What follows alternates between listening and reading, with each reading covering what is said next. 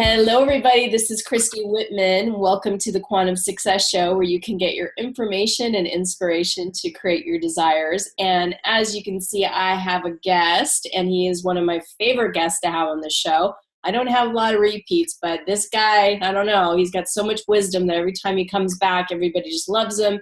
And I just love being in his presence. So, John, I want to just welcome you back. Thank you, Christy. It's always so much fun just being with you and your audience.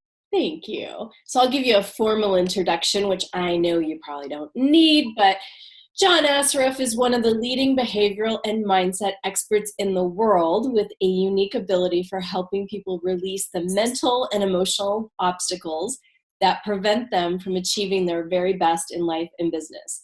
In the last 10 years, he has written 2 New York Times bestselling books, and those books have been translated into 35 different languages. He's appeared on pretty much every TV show, Larry King Live 8 times, and featured in the movie, of course, the blockbuster hit that most of you are aware of, The Secret, and The Quest for Success with Richard Branson and the Dalai Lama. John has built 5 multi-million-dollar businesses, including growing Remax of Indiana to 1,500 salespeople and $4.5 billion a year in sales.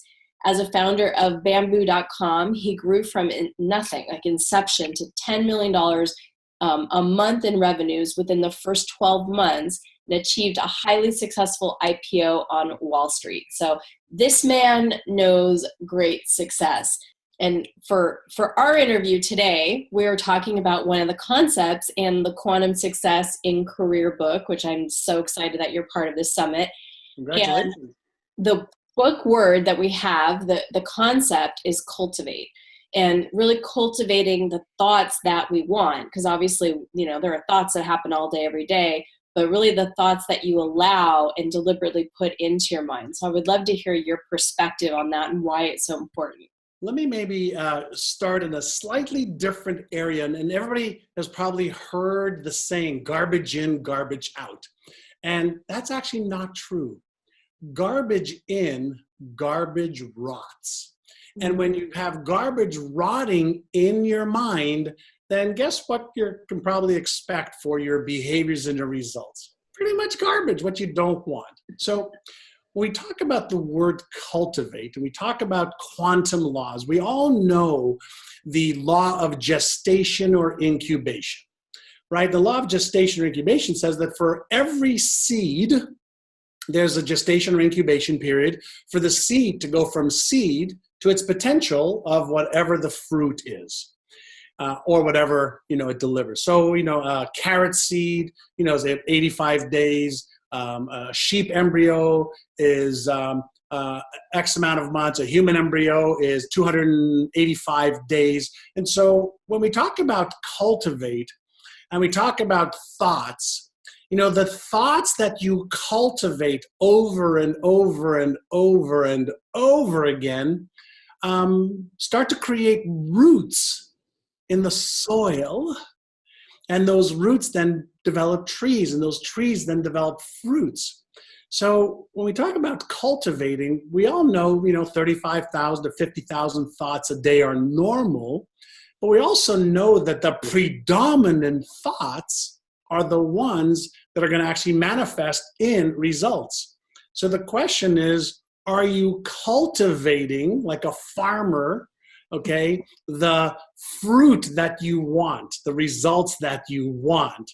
And if you're not yet, that's okay, but your job is to till the soil. Your job is to nurture your soil with the right thoughts and the right emotions that thoughts create, so that those become the natural way for you to be. So cultivating your thoughts and your emotions, and really focusing on the ones that you want and learning how to weed out the ones you don't want is critical for you to achieve any success in any area of your life. Absolutely. I always like to say, John, that it's like when we are gardening, when you go and you kind of cut the weeds at the top, it's like you're not getting the root. And so a lot of times to get the root, you have to get the belief, because the beliefs create those automatic thoughts. So you have a practice that you do when you have, because I know you practice what you preach, you do the work yourself. It's one of the reasons I love and admire you so much is that you're not only a teacher of this, but you live this in your own life. You're one of those people that just doesn't, practice what you preach what you practice. And so what belief, quick belief tool or practice could you give us to shift and like yank those weeds out by the actual roots and then plant something in there that we do want? Where our company really focuses at NeuroGym is the neuroscience, is what is the latest evidence-based methodology, strategies, tactics that science is able to prove over and over and over again so it's duplicatable.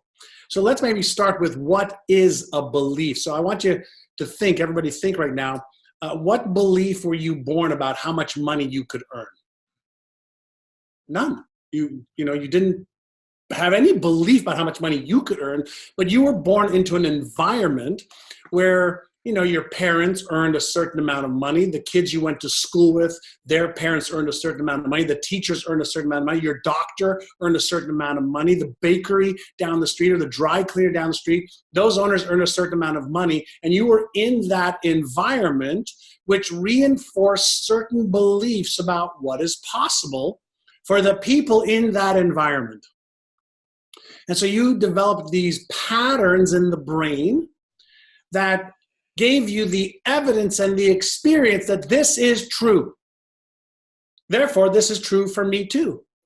And so those beliefs in the brain are nothing more than patterns that have been reinforced over time that have become fixed in the subconscious mind. So that's, what we know about what a belief is. So the question is, how do you take this brain and how do you create a new belief? How do you create a new belief? If a belief is something that you heard, something that you experienced, something that you saw, something that you read, something that you witnessed, whatever the case might be, then can you create a new belief by creating a new environment inside your mind that new belief would be a dominant pattern as you let go of the old one? And the old one may be disempowering and may be really good right now, but it may not be what you need to get you to the next level. So if you think about when you were a baby and when you were a toddler, your parents basically told you what was true and what was real. And because we really don't have a filter to know whether that's true or not, good or bad, because they're our parents and our caregivers, we just trust and we believe.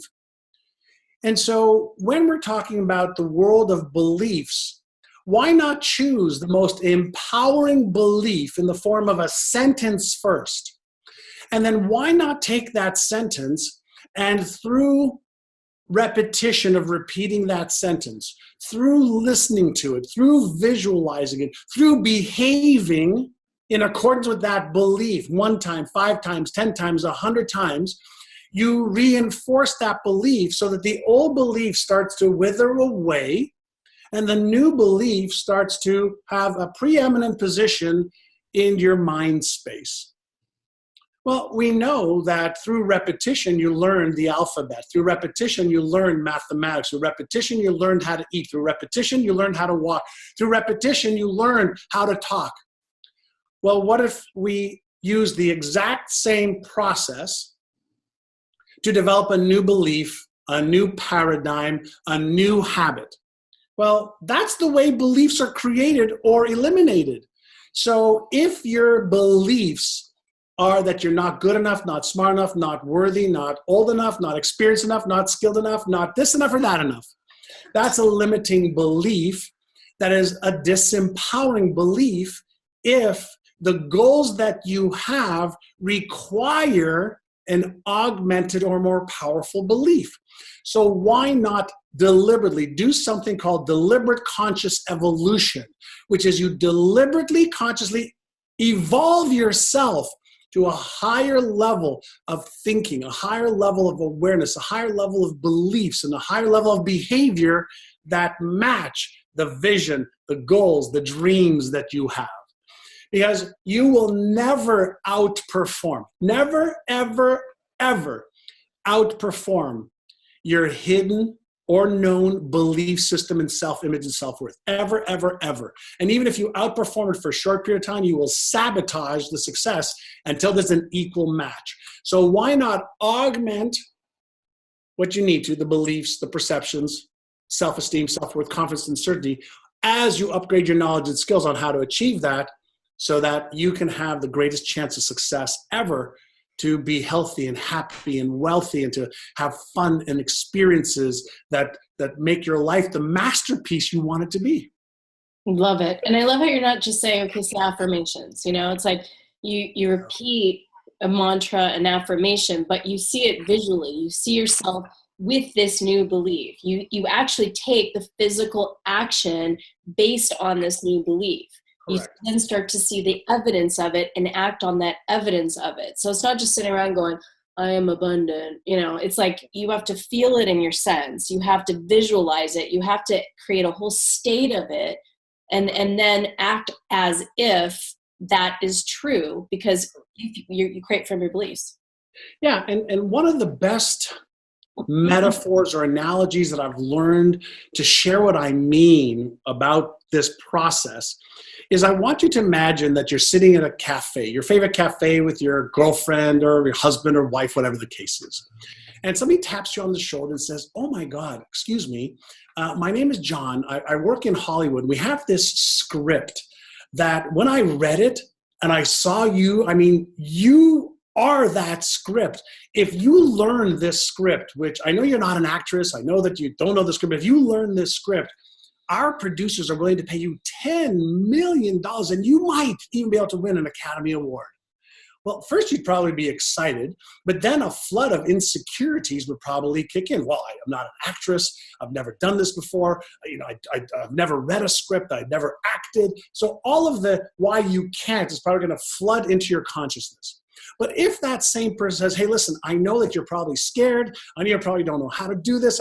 You probably have never acted before. But if I give you the best acting coaches in the world and the best people to train you and to practice with you and to help level up your knowledge and your skills so that you have the best chance to perform this role, and you said, yes, okay, I'll do it.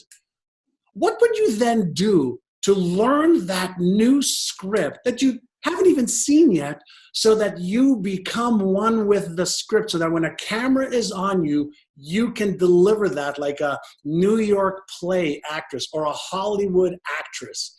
You would practice, rehearse it, research it. You would fail. You would practice some more until what was written on the paper, you didn't need to look at the paper. And what you had to feel, you became comfortable feeling. And what you had to do, you became comfortable doing over 3 months, 6 months, 12 months. And what if on the 12th month, you're like, hey, I got this. Let's go. How is that any different than taking a belief you don't believe right now, a vision for your life that you'd like to have, but you don't believe it's possible right now?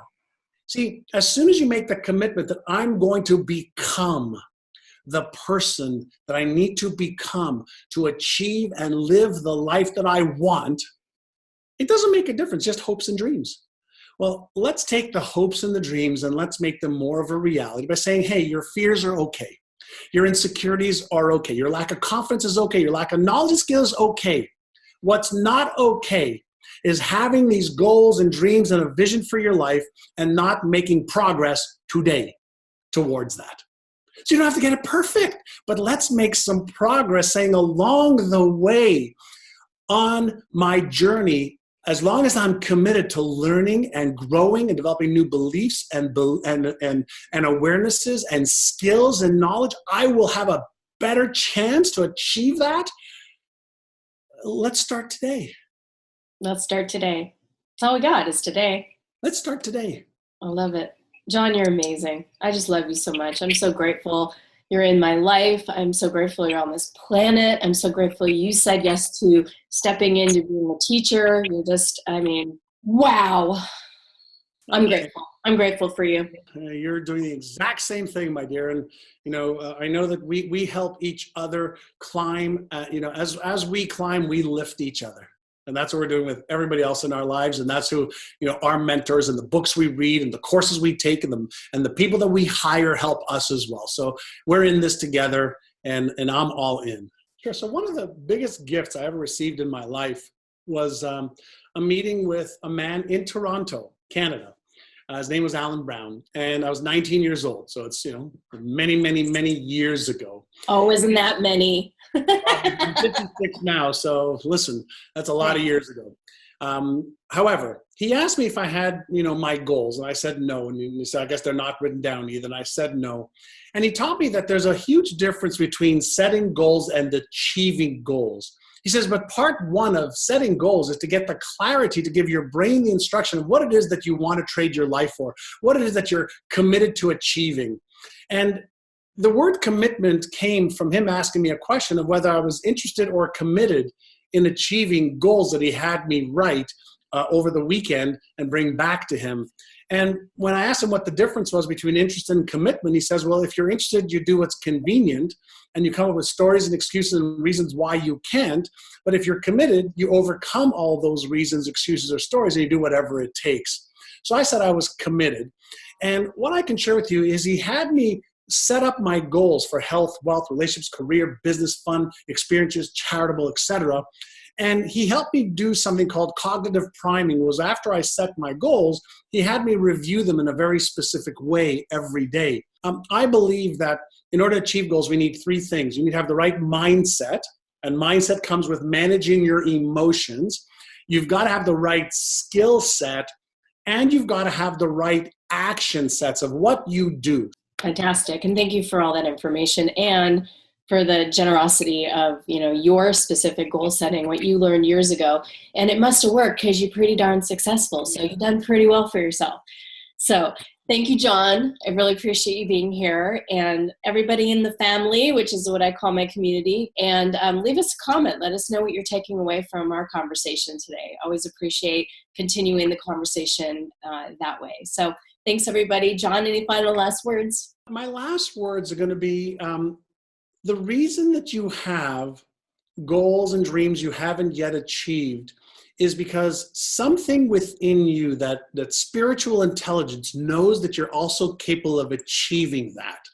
And so trust that. Trust that you may not know exactly how yet, but you wouldn't have that, that inkling that I want to achieve this in my life. I want to do that. I want to experience that, have that, feel that. You couldn't have that without something within you knowing you can do it. So go ahead and do it. Love it. Great final last words. You're amazing. I appreciate you. Appreciate you too. Bye, everyone. Bye, everybody. Thanks so much.